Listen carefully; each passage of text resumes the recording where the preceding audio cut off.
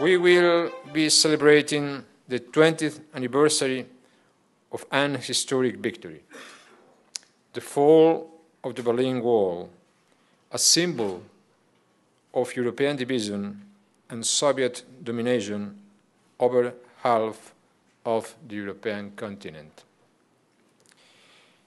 1989 marked the beginning of the end of the terrible forces of communism that brought so much desolation and death to the world. The defeat of Nazism in 1945, followed by that of communism 40 years later, are two landmarks in the history of freedom, as well as in the defense and promotion of democracy.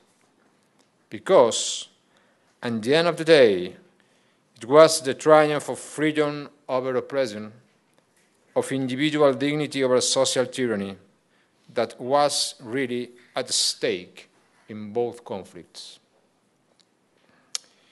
If I'm pointing out this to you now, is not for the pleasure of literary digression. It is because I want to underline one fact.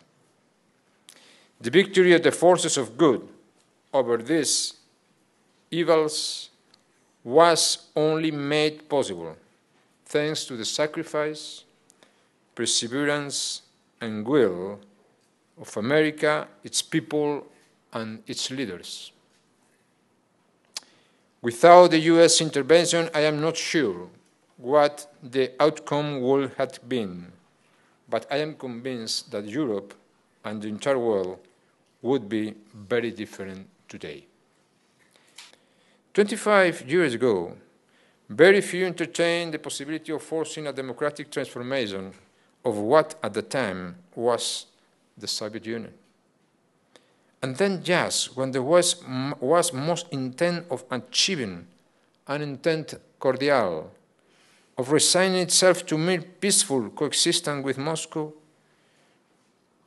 the President Ronald Reagan inspired a change of perception and contributed to a process that led to the collapse of the entire Soviet system. Now is the moment to overcome resistance and to look on the challenges of today and tomorrow with new eyes, free from the blinkers of the past. The main challenge that lies before us consists in transforming the Middle East. And this is a challenge we must tackle successfully. We have no other choice if we really wish to put an end to decades of accumulated hatred and violence against our values and us.